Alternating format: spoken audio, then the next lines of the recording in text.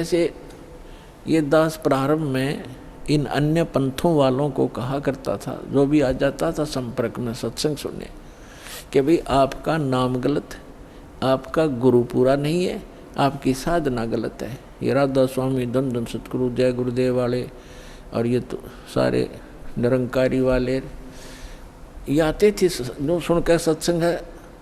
जब ये दास उनको ये सच्चाई बताता तो बेदक जाते, उठ कर चले जाते कि ना आप तो निंदा करते हो, किसी संत की निंदा नहीं करनी चाहिए, पाप लगता है। अरे भले आदमियों, निंदा क्या की मैंने? तेरे गुरु को चोर बताया ना, डाकू ठग बताया नहीं, उसके ज्ञान की त्रुटि बताई है, ज्ञान में कमी है आपके गुरु जी में। संत तो अच्छे ही होते लेकिन ना समझ में आई। ये श्रद्धालु होते हैं कि ना गुरु जी के बारे में कुछ नहीं सुन सकता, और अब आन लग रहे रोते हुए लुट पिट के, रोआ बरीत रहे, नाश हो गया। 30 साल हो गए राधा स्वामी में जीवन खो दिया, सब कुछ लुट पिट गया, इकलौता पुत्र था वो भी मर गया। बता, अब टिंडे ले लो राधा स्वामी में, धन धन सतगुरु में। अब साची के 6 माह में गुस्सा होते थे। और यहाँ का इतिहास देख लो, सन 1994 से जो जुड़े हाथ उनके ठाठ देख लो, और उनके घर में कोई दुर्घटना हुई तो आप पूछ कर देख लो, लाखों की संख्या में भक्त हैं। तो भगवान की शरण न्यारी होती है।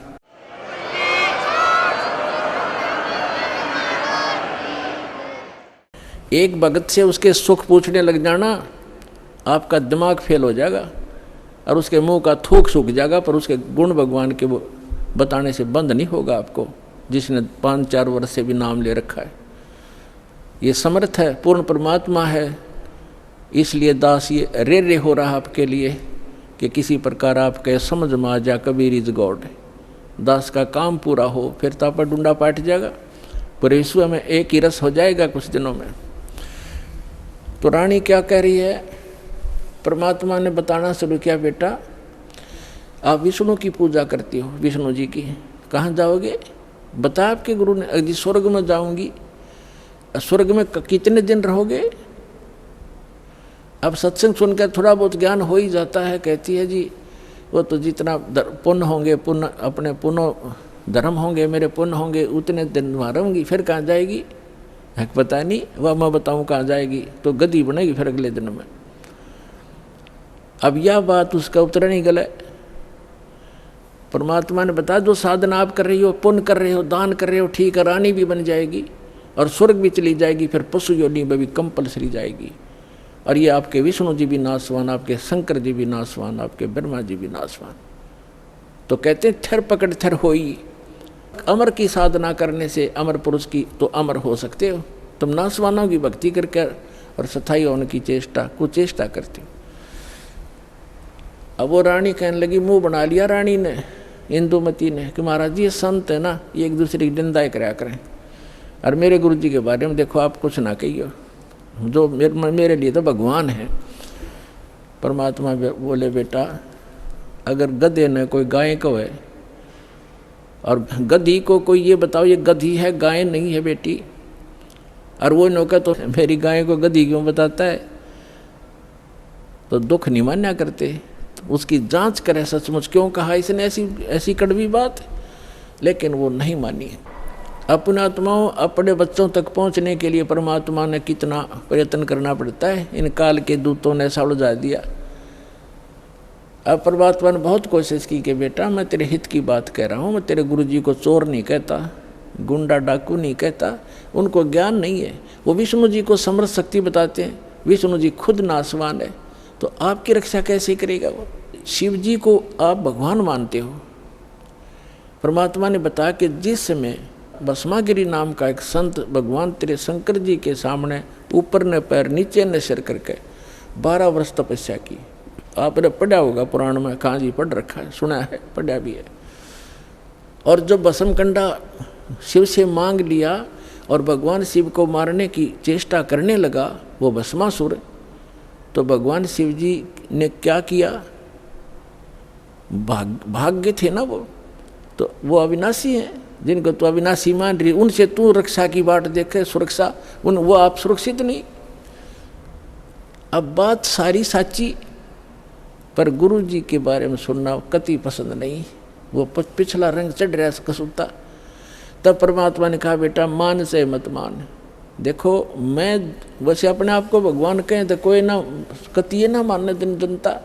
परमात्मा ने कहा कि जिस भगवान की मैं भक्ति बताता हूँ वो अजरो अमर है, उसकी भक्ति करने से आपकी आयु भी बढ़ जाएगी जो मंत्र मैं दूंगा, और जो मंत्र आप जाप करते हो इससे आपकी उम्र ना बढ़ सकती ना घट सकती, और हम जो मंत्र देंगे उससे आपकी जितनी आयु आप चाहोगे वो बढ़ जाएगी।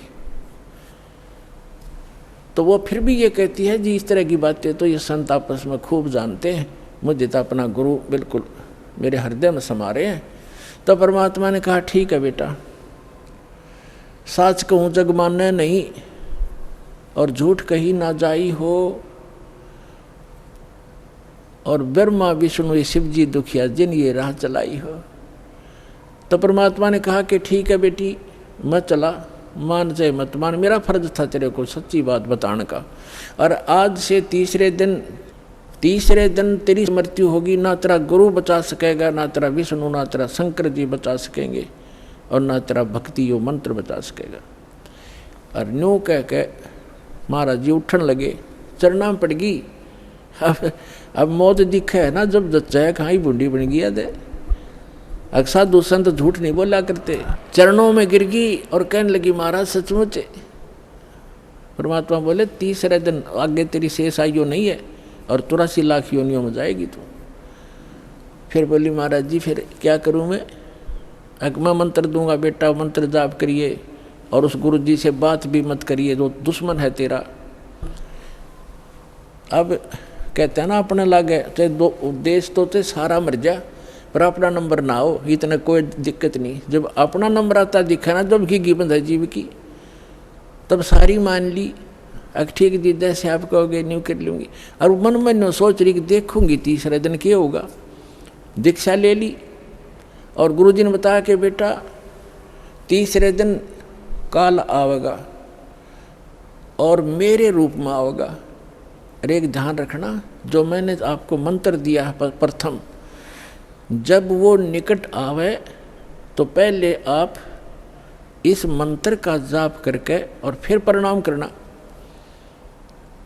इस मंत्र का जाप करना, वैसे तो प्रणाम नहीं करना पहले। देखो उस समय उन्होंने विशेष हिदायत इसलिए दी थी आगे के लिए, फिर परमात्मा ने बताया था वैसे संत आवे पहले दंडवत करे और फिर उनसे प्रसन्न करे, उनसे कुशल मंगल पूछे। लेकिन उस दिन परमात्मा ने विशेष हिदायत दी थी क्योंकि उसका अभ्यास नहीं था लड़की का, इसलिए कहा कि जब मैं आऊं यानी मेरे रूप में काल आवेगा और तू भावुक हो करके बगैर मंत्र जाप किए चरण मत छूना, पहले मंत्र जाप करना और फिर चरण छूना। अब रानी ने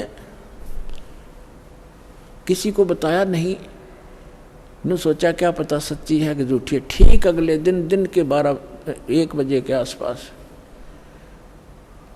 परमात्मा के रूप में काल गया, करुणामय के रूप में, और कहा इंद्रमती कहाँ है बेटा? अब इंद्रमती ने देखा गुरुजी आगे, लेकिन वह बात उसके हृदय में गड़ रही थी। गुरुजी ने ये भी बात कही थी तो उन्होंने प्रथम मंत्र सिमरण कर दिया।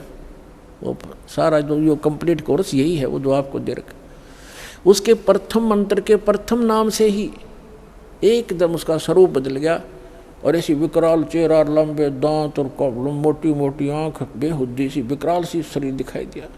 तब उस काल ने देखा कि तेरा तो इसने आवरण तार दिया।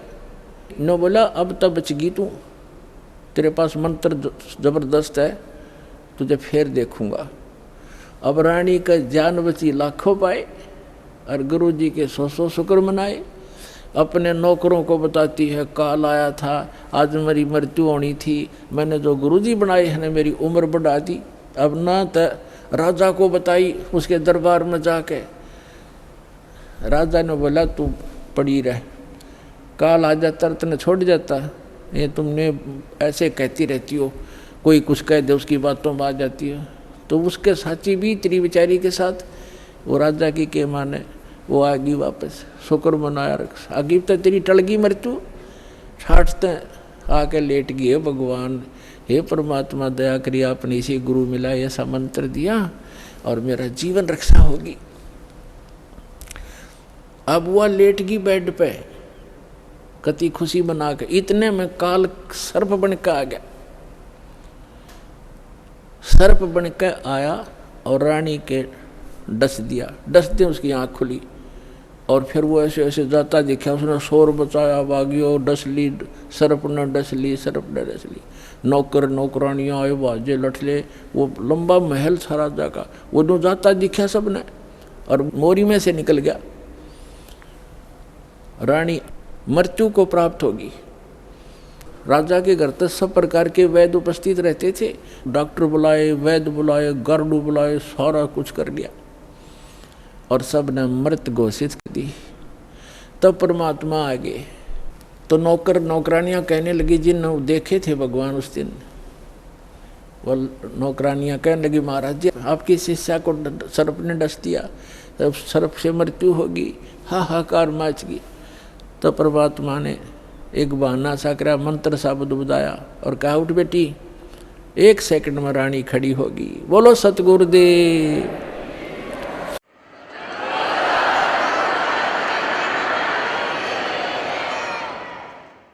परमात्मा ने लीला की। रानी ने पूछा, महाराज ये कौन सा मंत्र था? परमात्मा ने कहा, बेटा बिरोली मंत्र है। बिरोली मंत्र क्या? कि राम नाम जप बिरोली, गुरु की शरण में रह बिरोली। वो तो एक बहाना बनाया था कि इस बालक को बढ़ा दूं, लेकिन वो तो समझ सकती है, मंत्र की क्या आवश्यकता उसको। अब रानी की खुशी का ठिकाना नहीं रहा और राजा का भी दचगी, गार्डू भी फेल, वैद्य भी फेल। इतना जरूर मान लिया संत ठीक है, लेकिन राजा की बुद्धि 7वें आसमान पर होती है। पुण्यकर्मी प्राणी होते हुए भी वो दुर्भागी होता है जो भक्ति नहीं करता, और रानी होते हुए या राजा होते हुए जो भक्ति करते हैं, सत साधना करते हैं, चाहे कैसे भी कर रहा है। परमात्मा कहते हैं, चाहे कोई भक्ति करे कपट की और उसको भी अपनाऊं और श्याम दाम दंड भेद से ती फिर सिद्ध मार्ग लाऊं। अब देखो, परमात्मा काल को आने भी नहीं देता, इसलिए आने दिया रानी का जच्चा ना हो या बात।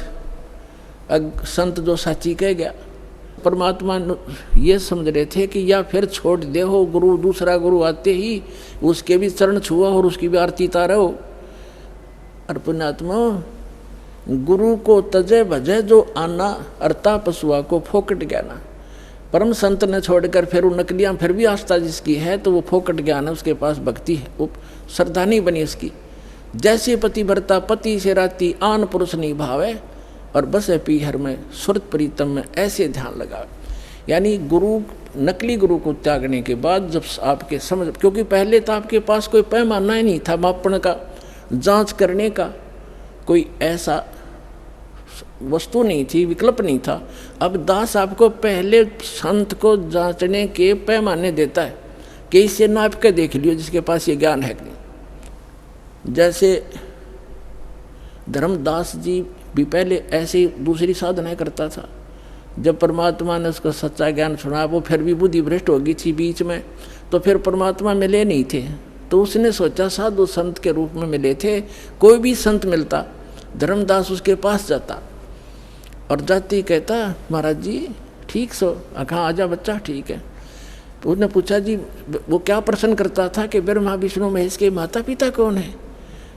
तो वो कहता था, अरे ये तो अजरो अमर है, सर्वेश्वर है, ये कहाँ से बात उठा लिया? तो तभी उठकर चल पड़ता था कि ना, ये संत नहीं है। तो उसके पास एक पैमाना था उनको जांचने का, और जब उसने परमात्मा मिले दोबारा, फिर वो तो पूरा काम उनका होना ही था। तो पहले तो आपके पास कोई ऐसा था नहीं मेजरमेंट टेप जिससे आप उसको नाप सकते थे, तोल सकते थे, जांच सकते थे। और जब पूर्ण संत मिल जाए फिर भी वो नहीं वास्ता है, वो तो जीवन नाशक है आपके। हाँ, उनको समझाने की चेष्टा करो, गुरुजी। पहले जो गुरुजी थे कि भक्त, महाराज जी आदर से बोलो, आप गलत दिशा पर जा रहे हो, इन प्रश्नों का उत्तर या तो आप दो, और नहीं ताजा मेरे साथ अपना नाम लो, कल्याण कराओ।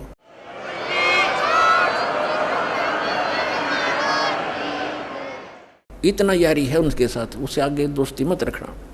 तो परमात्मा ने ये सोचा था कि यदि मैं अब इस काल को नहीं आने देते किसी रूप में, उस घर में झांक भी नहीं सकता काल, तो दाता ने इसलिए छोड़ा था कि वो अपना कर लेगा काम, और इस बेटी का भी यकीन हो जाएगा, नया जीवन फिर नाश कर देगी, बीच में डूब देगी सारी कहानी ने।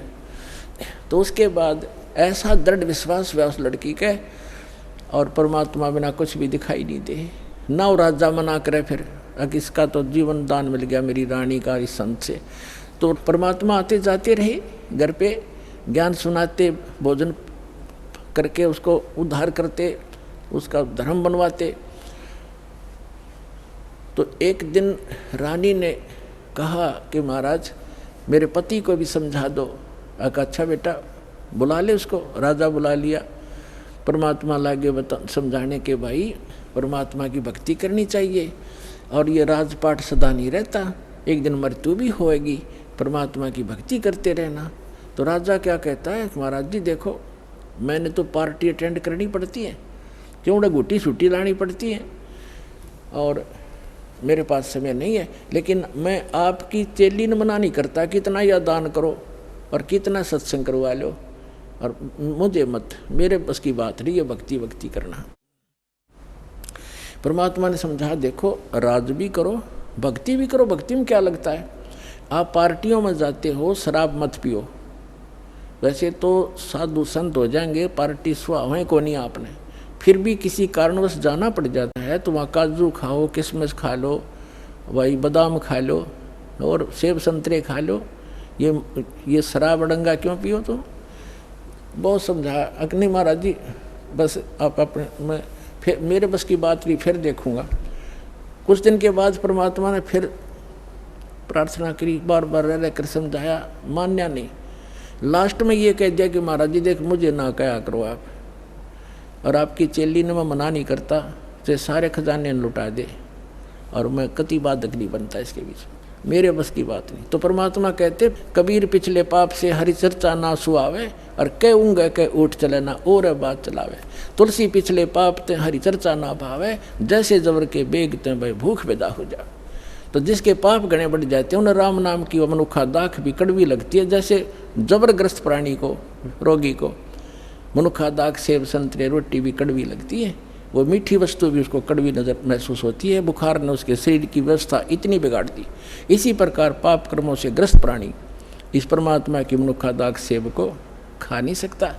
उसके लिए तरीका है, जैसे कुनीन होती है मलेरिया का नाश करने के लिए, और कुनीन भी कड़वी वस्तु को, बुखार को सेट करने के लिए, जिससे कड़वी वस्तु लगती थी मीठी, उसके लिए कड़वा ही खाना पड़ेगा, न चाहते भी फांकी मारनी पड़ेंगी, और उस कड़वी दवाई खाने से रोग नाश हो जाएगा, फिर वो मीठी लगने लग जाएंगी।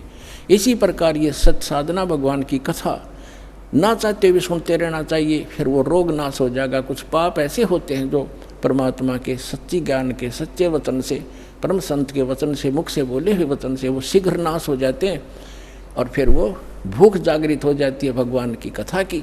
ऐसे बहुत से व्यक्ति हैं, शुरू में वो सुनते भी नहीं थे, अब आज 500 किलोमीटर से चलकर और 10वें दिन यहाँ आ जाते, अब उनका पाप कर्म का बुखार उतर गया।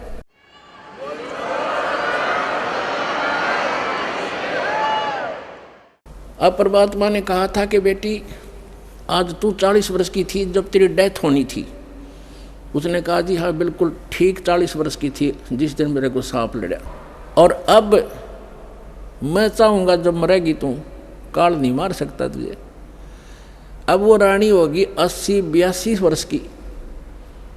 तब परमात्मा ने कहा, वो 1-2 बार उसने खुद भी कहा महाराज अब मुझे तो भेज दो सतलोक, सारा काम हो लिया। परमात्मा बोले बेटी देख ले, कोई पोता पोती में आस्था तो नहीं है, त्रिकार कोठी में, घोड़े कोठी में दैया आस्था रहेगी ना ऊपर, यहाँ तो तू फॉर्मलिटी करेगी, और ऊपर जाकर तो कति तेरी बार दिखाई देगी शीशे की तरह, फिर वो वापस पटकनी पड़ेगी। मैंने अगना जी आप तो अंतर्यामी हो, मेरे कोई मन में नहीं है, सब मैं तो कति फारिग हो रही हूँ, अपने ज्ञान ऐसा दे दिया, मृत्यु तो होनी ही है, चलते हाथ पाँव हो जाओ और अच्छा है। तो जब वो 80-82 वर्ष की होगी, 85 वर्ष की, तब परमात्मा ने कहा कि ले चल इंद्रमती सतलोक चलते। अब चलो जी। अब परमात्मा अकेले आए थे और किसी को नहीं दिखाई दे रहे थे, और इंदुमती को दिख रहे थे, वो चलेगी। औरों के देखने लगे, रानी मर गई, रानी मर गई, क्या हो गया, पे रानी हार्ट फेल हो गया, कुछ भी कहते रहो, वह गई अपन, उसको पता भी नहीं तो मरी है। तो मानसरोवर है ऊपर एक, यहाँ पर मानसरोवर है। उस मानसरोवर पर जाकर कुछ दिन के लिए इस जीव को वहाँ रखा जाता है। वहाँ रखने के बाद फिर इसकी भावना देखी जाती है, ये अभी कितनी और कमज़ोर है। तो वहाँ जब मानसरोवर पर जा लिए, उसमें स्नान कराया जाता है। कुछ आवरण जो गंध है हमारे आत्मा के मैल, वहाँ परमात्मा के मंत्रित जल से भी ठीक होते हैं। तो बाहर आकर बैठ गई रानी स्नान करके, और परमात्मा ने पूछा, बेटा अब फिर देख ले, कोई आस्था तेरे नीचे के लोक में तो नहीं किसी की, तेरी संपत्ति में। तो उसके मन में एक बात खटकेगी कि हे महाराज, आपके ज्ञान से मुझे तो बहुत कुछ जानकारी होगी, लेकिन जो मेरा पति है, संसार की दृष्टि में जो मेरा पति है, अब तो मुझे अपने ओरिजिनल पति का पता लग गया। परम अक्षर ब्रह्म वो हमारा पति है, लेकिन शरीर का जो पति है वो बहुत बड़ी आदमी था, लेकिन उसकी नालायक की है मालिक, उसने भजन नहीं किया। लेकिन आज जो मुझे उपलब्धि हुई है उसमें उसका बहुत बड़ा सहयोग है मेरे पति का। उसने मुझे मना नहीं किया, यदि वो मुझे मना करता तो पत्नी तो अपने पति के विवश होती हैं, वो आपको भी प्रवेश नहीं करने देता समर्थ था, और मुझे भी भक्ति से वंचित करा देता। उस देवता ने कोई बाधा नहीं करी। यदि उसका कोई क्रेडिट बना हो इस काम का, तो मेरी प्रार्थना है भगवान उसको भी शरण में लेना। पुण्यात्मा परमात्मा जान गए कि यह भी कमजोरी है। जैसे कल बताया था, एक वृद्ध व्यक्ति डॉक्टर के पास चला गया, कमज़ोर सा होता ही है वृद्ध, मांस खत्म, अस्थि पंजर शेष। डॉक्टर से कहने लगा, डॉक्टर जी मेरी पिंडी भड़के हैं, पिंडियों में दर्द होता है, पिंडलियों में। डॉक्टर ने देख लिया, अब दूर रहते हैं, कमज़ोर वीकनेस के कारण है कि कमज़ोरी है बाबा। फिर कहने लगा, जी मेरी सांथल भी दर्द करती हैं। डॉक्टर बोला, कमज़ोरी है बाबा। मेरे सिर में दर्द रहता है डॉक्टर जी। डॉक्टर बोला, जी कमज़ोरी है। वृद्ध बोला, मैं खड़ा होता हूँ चक्कर सा आता है। डॉक्टर बोला, कमज़ोरी है। वो वृद्ध गुस्सा हो गया, ने बोला, तू डॉक्टर है गम चक्कर, एक के बाद जाना है कमज़ोरी कमज़ोरी, कुछ और भी बतावेगा। तो डॉक्टर बोला, यह भी कमज़ोरी है, क्योंकि कमज़ोर आदमी ने गुस्सा आया करे, ये भी ड्यू टू कमज़ोरी है, वीकनेस है। तो पुण्यात्मा परमात्मा जानेंगे अज्ञा भी कमज़ोरी है जो या बोल रही है, जिसके उसके प्रति इसका लगाव शेष है या आप भी डूबेगी। तब कहा, बेटा तू यहाँ रुक कुछ दिन। अब राजा 90 वर्ष का हो गया था, अट्टा कट्टा शरीर, अच्छे खावे खादू लावे घुटी, किसमस बादाम और लाल चेहरा। अब ने सोचा था 100-125 वर्ष तो जिया करें न खूब। अब राजा आया, चौक में आया बाहर से घूम के, 90 वर्ष की उम्र हो गई थी, और आते ही नीचे उतरा घोड़े से, नौकर आसपास खड़े, अंगरक्षक साथ थे, बाहर से आए थे, और पलंग तक भी नहीं पहुंचा, गद गिरा और टट्टी पेशाब निकल गई। यम के दूत खड़े दिखाई दें, जबान बंद होगी, उसका टाइम आ गया, सेकंड भी नहीं दे, एक सांस भी नहीं दे काल तो, और खींच खींच कर सांस लग गया, टट्टी पेशाब निकल गई, नू आँखें फट गई। वैद्य बुद्धों ने अपनी सारी जंतर मंतर कर लिए, सारी दवाई दे दी, फिर वो समझ गए कि अब इसका अंत समय है। तब परमात्मा ने कहा कि देख बेटी उस प्लातून की क्या हालत हो रही है, देखो यम के दूत खड़े चारों तरफ और उसको कैसे डरा रहे हैं, उसकी जुबान बंद कर रखी है उन्होंने, अब ये बोल नहीं पा रहा, और धरती तोलता फिरे था, कहे कि नहीं मानने था। तब रानी बोली, देख लो जी मैं क्या बताऊँ आपने, उसने मेरी मदद बहुत कर रखी है। परमात्मा बोले, समझ गए कहाँ या के कहना चाहो है। तो कहने लगा, बेटी मैं जाता हूँ। तो परमात्मा आकर प्रकट हो गए वहाँ उनके चौक में। कबीर साहब के आते ही यम के दूत ने हो गए, खखाट एकदम गायब हो गए। राजा होश में आ गया, और उसने सामने परमात्मा खड़े दिखाई दिए, चरणों में पड़ गए, और वो यम के दूत आकाश में दिखे। वो नो देखकर कभी भगवान की तरफ देखे। परमात्मा बोले भाई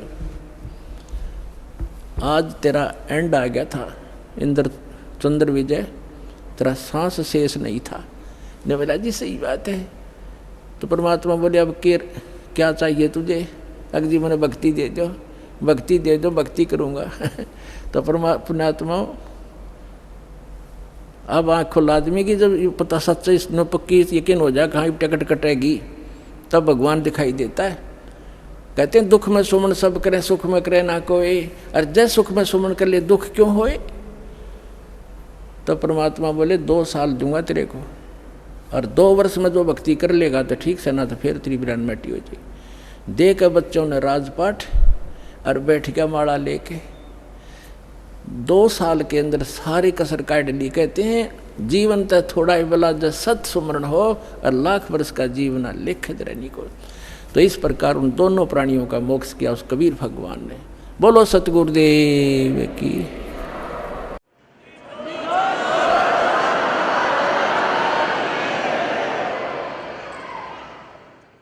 तो कबीर साहब कहते हैं भक्ति बीज होए जो हंसा, और तारों तास के 71 वंशा। आपकी 101 पीढ़ी पार करेगा भगवान, ये सत्कर मान लियो, लगे रहना आखिरी सांस तक। बोलो सतगुरुदेव।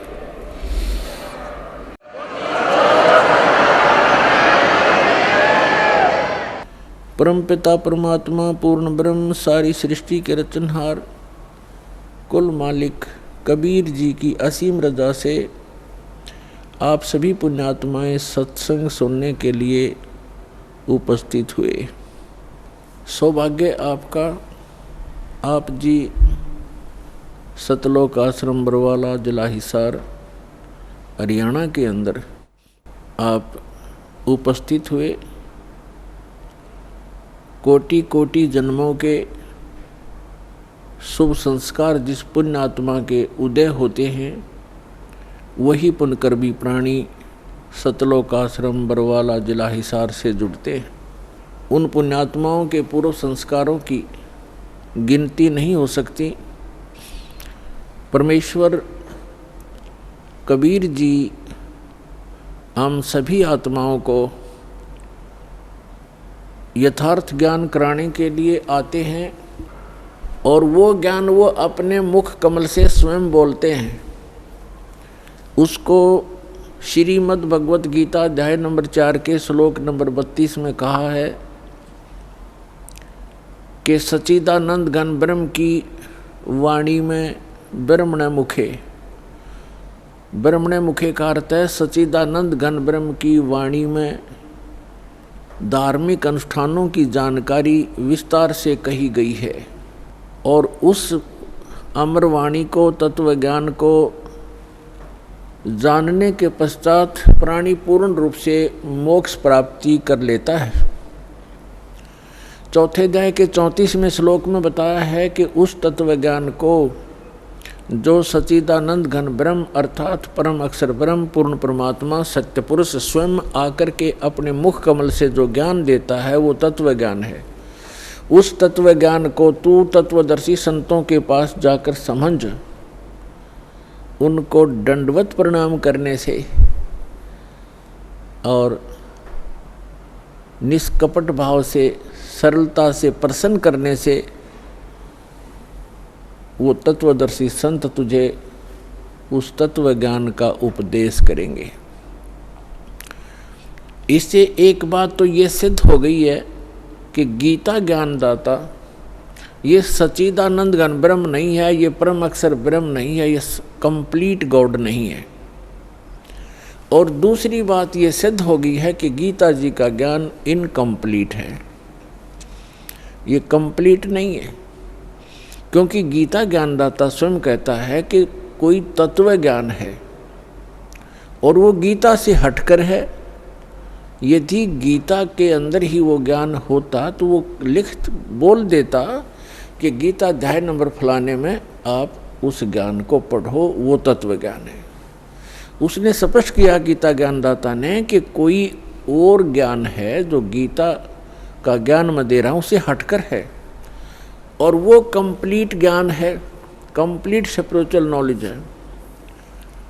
और तीसरा कंसेप्ट ये क्लियर हो गया कि गीता ज्ञानदाता भी उस तत्व ज्ञान से परिचित नहीं है, इसलिए उसने तत्वदर्शी संतों के पास जाकर तत्व ज्ञान को समझने के लिए अर्जुन को कहा है।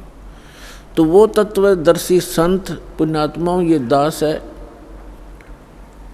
रामपाल दास, वो तत्वदर्शी संत है जिस ज्ञान का श्री ब्रह्मा, श्री विष्णु, श्री शिव जी को ज्ञान नहीं, देवी को ज्ञान नहीं, गीता ज्ञानदाता इस सर्वपुरुष ब्रह्म को ज्ञान नहीं। वो ज्ञान परमेश्वर ने अपनी अमृत वाणी में, कबीर वाणी में लिखा हुआ है, और कबीर पंथी भी उस ज्ञान को समझ नहीं सके। सच्चिदानंद घन ब्रह्म की वाणी सूक्ष्म वेद कहलाता है।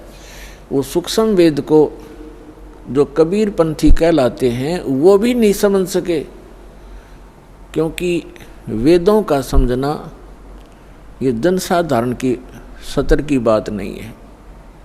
गुरु बिन काहू न पाया ज्ञान, जो थोथा भुस छड़े मूड किसान। गुरु बिन वेद पढ़े जो प्राणी, समझे न सार रह अज्ञानी। क्योंकि गुरु के बिना वेदों को समझा नहीं जा सकता, और गुरु के बिना जो वेद पढ़ते हैं उनको निष्कर्ष पता लगता नहीं, सारांश से परिचित नहीं हो पाते।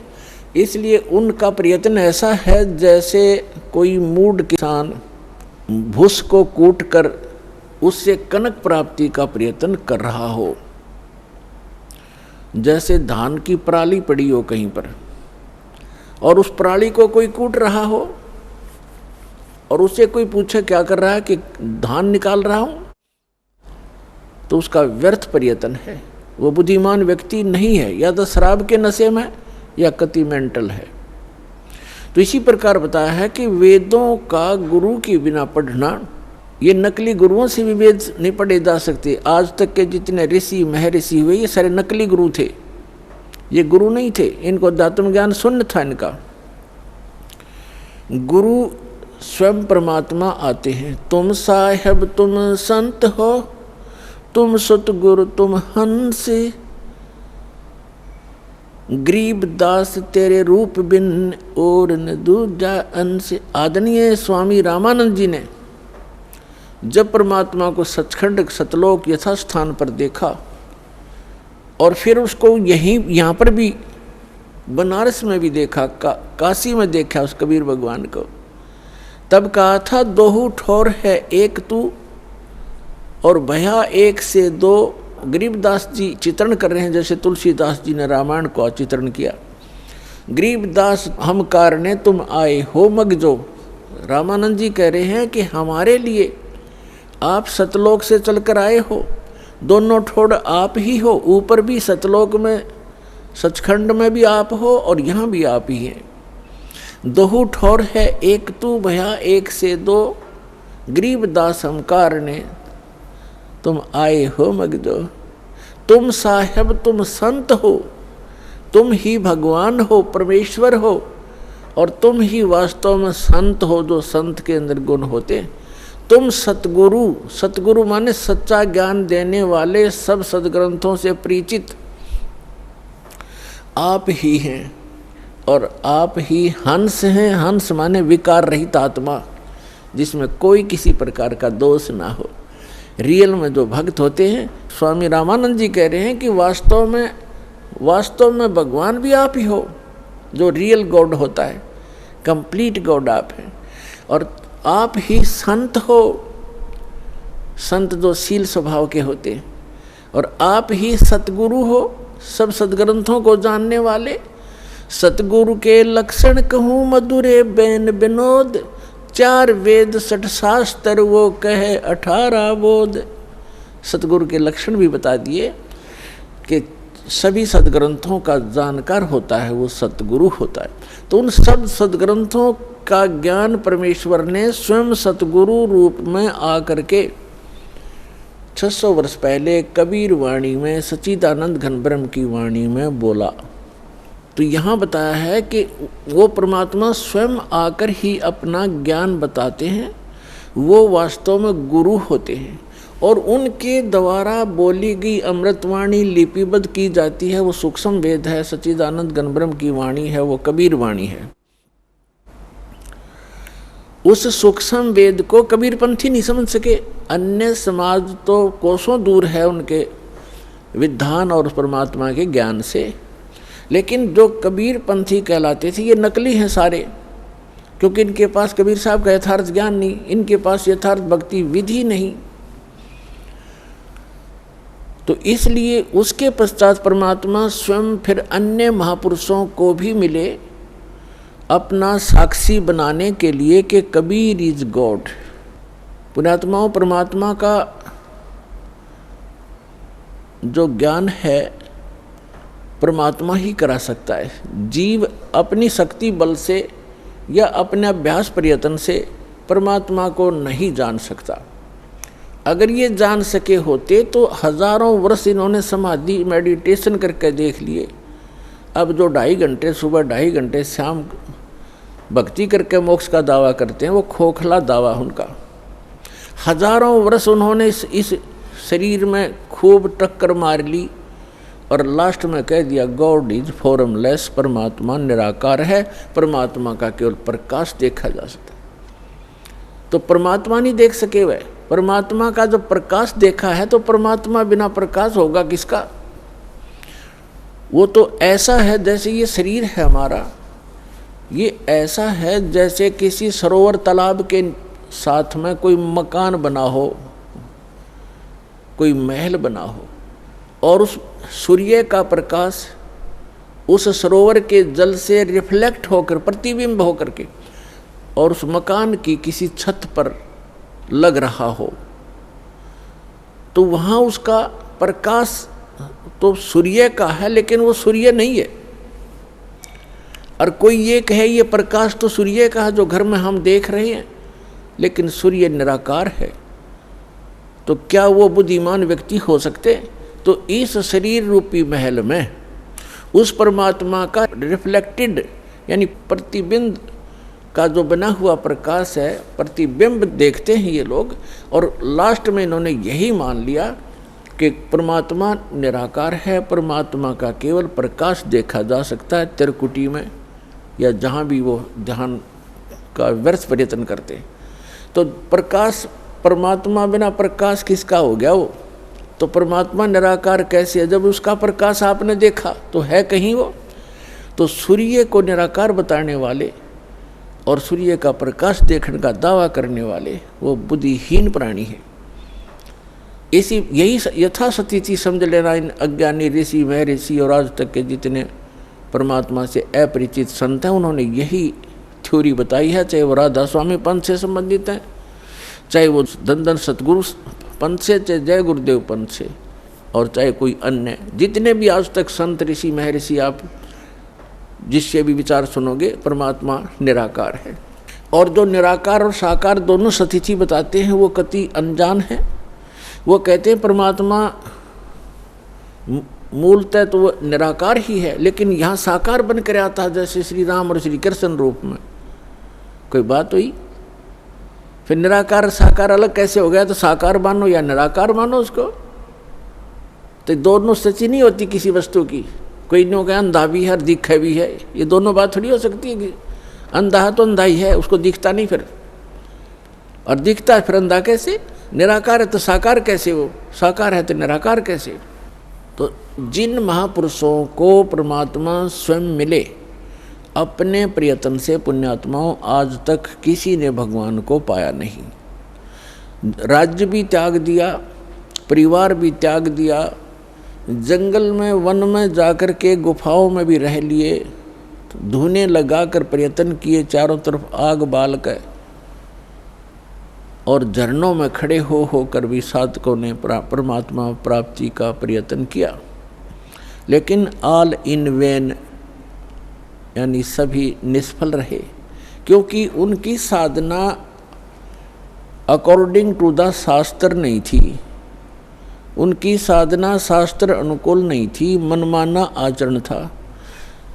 और अब भी जो कर रहे हैं मनमाना आचरण, वो भी अपना जीवन व्यर्थ कर रहे हैं। जैसे श्रीमद् भगवद गीता अध्याय नंबर 16 के श्लोक 23 और 24 में स्पष्ट किया है कि शास्त्र विधि को त्याग कर जो मनमाना आचरण करते हैं उनको न तो कोई सुख होता है, न उनकी गति परम गति होती है, और न ही उनका कोई कार्य सिद्ध होता है, उसको कोई सिद्धि भी प्राप्त नहीं होती, अर्थात यूजलेस, व्यर्थ। इसलिए गीता अध्याय नंबर 16 के श्लोक नंबर 24 में स्पष्ट किया है, इससे तेरे लिए अर्जुन कर्तव्य और अकर्तव्य की व्यवस्था में सदग्रंथ ही प्रमाण है।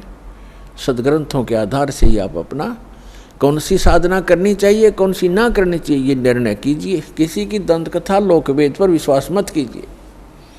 तो जितने भी ये कह रहे हैं कि परमात्मा निराकार है, वो एक कहीं रहता नहीं है, उसका कोई बॉडी नहीं है, परमात्मा बॉडीलेस है, तो ये सब भ्रमित हैं, इनको कतई ज्ञान नहीं अध्यात्म मार्ग का।